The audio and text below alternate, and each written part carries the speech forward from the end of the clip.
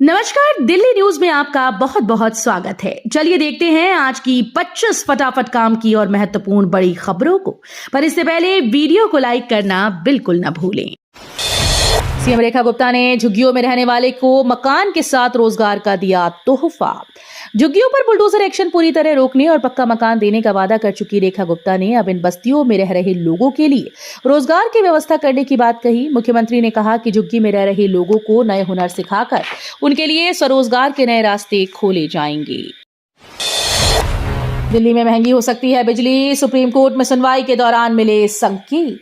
राजधानी दिल्ली में बिजली महंगी हो सकती है, इसके संकेत बिजली कंपनीज के बकाये को लेकर सुप्रीम कोर्ट में चल रही सुनवाई के दौरान मिले। कोर्ट ने दिल्ली को बिजली वितरण कंपनीज का बकाया 3 साल में चुकाने का निर्देश दिया।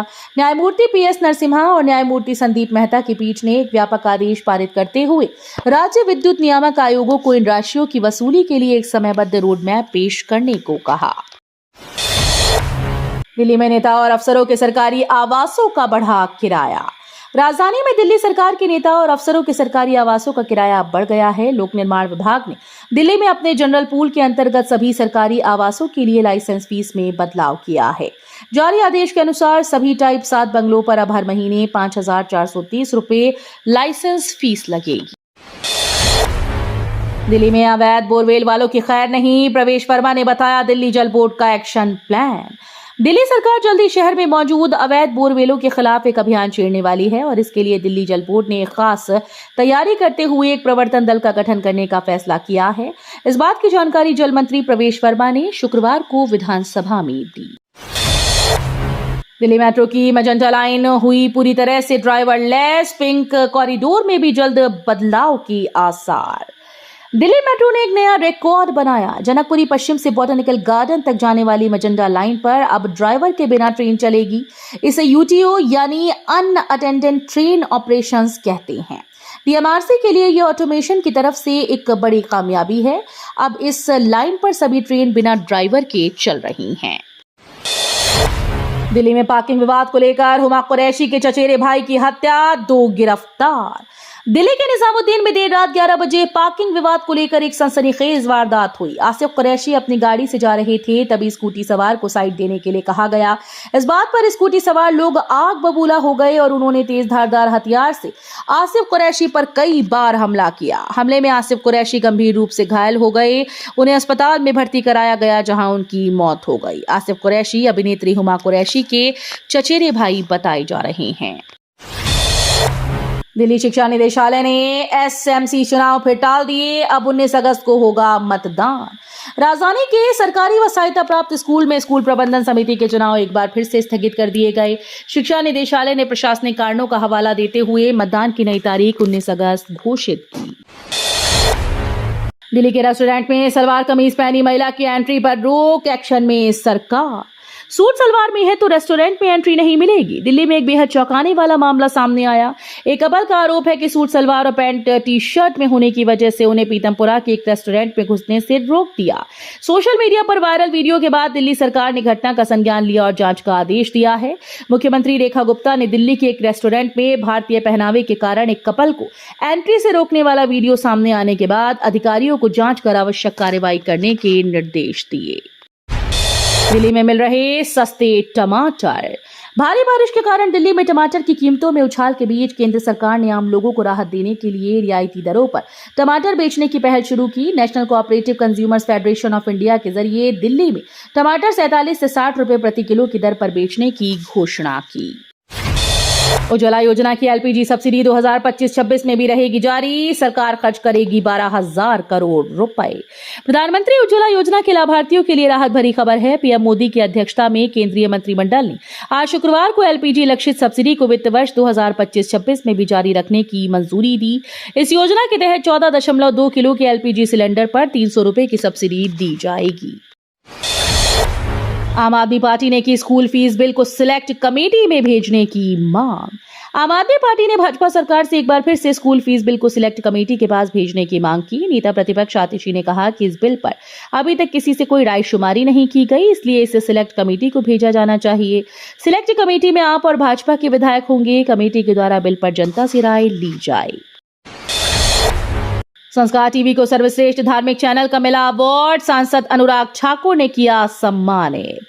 धार्मिक आध्यात्मिक प्रसारण की दुनिया के जाने माने पहचाने नाम संस्कार टीवी ने 2 कैटेगरी में BCS रत्न अवार्ड जीते हैं। राजधानी दिल्ली में हुए एक भव्य आयोजन में सांसद अनुराग ठाकुर ने प्रसारण क्षेत्र में टीवी डिजिटल प्लेटफॉर्म से जुड़े लोगों को ये अवार्ड सौंपे। संस्कार चैनल को सर्वोत्तम धार्मिक चैनल और डिजिटल पर धार्मिक श्रेणी में सबसे ज्यादा सब्सक्राइबर्स हासिल करने के लिए सम्मानित किया गया। फांसी घर को तुरंत हटाने के निर्देश। विधानसभा अध्यक्ष बोले, जनभावनाओं से किया गंभीर छल। विधानसभा अध्यक्ष विजेंद्र गुप्ता ने तत्कालीन आप सरकार की ओर से बनाए गए फांसी घर को फर्जी करार देते हुए तत्काल हटाने के निर्देश दिए। उन्होंने कहा कि इस कक्ष को पुराने स्वरूप में लाया जाएगा। उन्होंने पूरे मामले की जांच विधानसभा की विशेषाधिकार समिति को सौंपी है।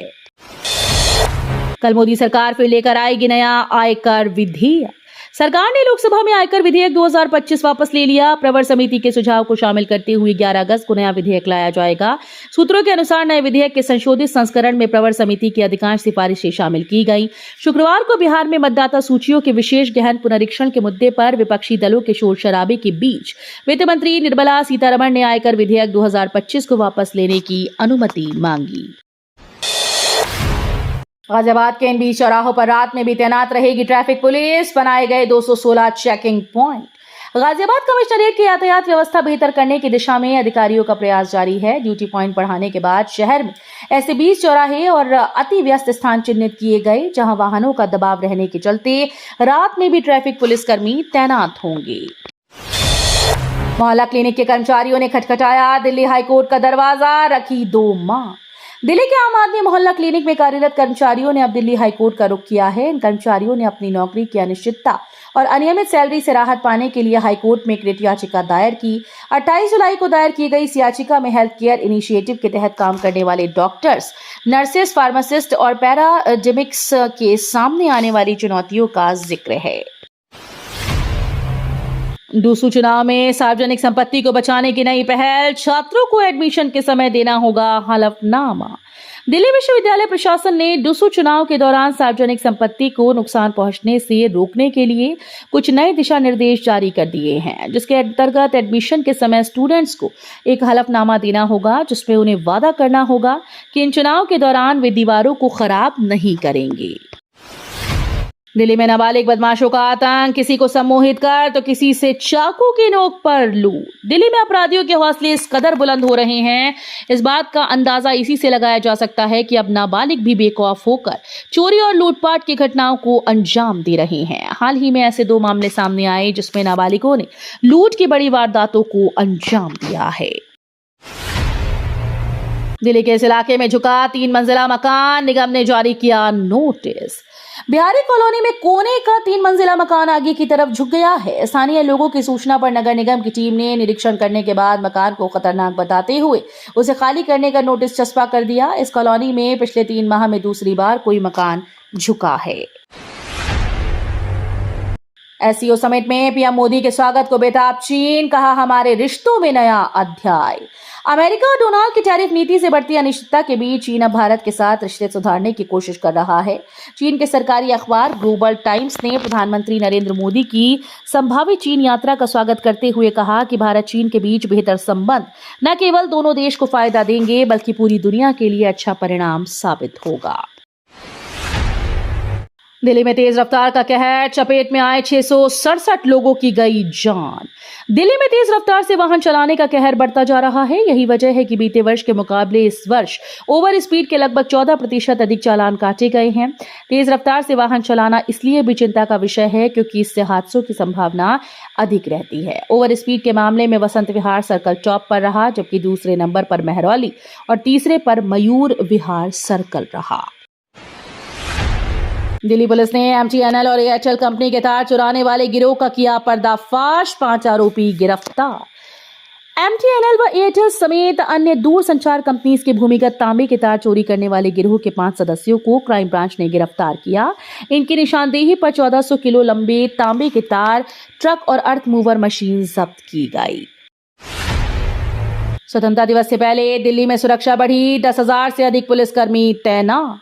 स्वतंत्रता दिवस के नजदीक आते ही किसी भी अप्रिय घटना को रोकने और शांति कानून व्यवस्था बनाए रखने के लिए राष्ट्रीय राजधानी में सुरक्षा उपायों को कई गुना बढ़ा दिया गया। दिल्ली पुलिस ने बताया कि सुरक्षा सुनिश्चित करने के लिए 10,000 से ज्यादा पुलिस और सुरक्षा कर्मियों को तैनात किया गया है। दिल्ली पुलिस आयुक्त SBK सिंह ने वरिष्ठ अधिकारियों को स्पष्ट निर्देश दिए। GST संशोधन विधेयक पर आतिशी ने साधा दिल्ली सरकार पर निशाना। आम आदमी पार्टी के नेता आतिशी ने शुक्रवार को दिल्ली विधानसभा में हाल ही में पेश किए गए GST संशोधन विधेयक पर चिंता व्यक्त की और आरोप लगाया कि ये छोटे व्यापारियों पर प्रतिकूल प्रभाव डालेगा, जबकि बड़े व्यवसायों को फायदा पहुंचाएगा। एक्स पर एक पोस्ट में आतिशी ने कहा कि उन्होंने शुक्रवार सुबह दिल्ली से कई व्यापारियों और व्यवसायियों से मुलाकात की, जिन्होंने संशोधनों के बारे में आशंका व्यक्त की। सुप्रीम कोर्ट के फैसले के खिलाफ एकजुट हुए इलाहाबाद HC के 13 जज, फुल कोर्ट बैठक बुलाने की मांग। सुप्रीम कोर्ट द्वारा इलाहाबाद हाई कोर्ट के न्यायाधीश जस्टिस प्रशांत कुमार के विरुद्ध दिए गए आदेश को लेकर न्यायपालिका के भीतर असहजता और विरोध की लहर उठ खड़ी हुई। इलाहाबाद हाई कोर्ट के कम से कम 13 न्यायाधीशों ने मुख्य न्यायाधीश अरुण भंसाली को पत्र लिखकर इस आदेश के खिलाफ फुल कोर्ट बैठक बुलाने की मांग की है। जिन 3 लोगों ने उपराष्ट्रपति पद के चुनाव के लिए नामांकन दाखिल किया था, उनके नाम तमिलनाडु के सलेम के रहने वाले के पद्मराजन, दिल्ली के मोतीनगर निवासी जीवन कुमार मित्तल और आंध्र प्रदेश के श्रीमुखलिंगम गांव के रहने वाले नायडुगरी राजशेखर थे। तो ये थी आज की बड़ी खबरें। रोजाना ऐसे ही सबसे पहले अपडेट पाने के लिए चैनल को सब्सक्राइब करना बिल्कुल न भूलें। धन्यवाद।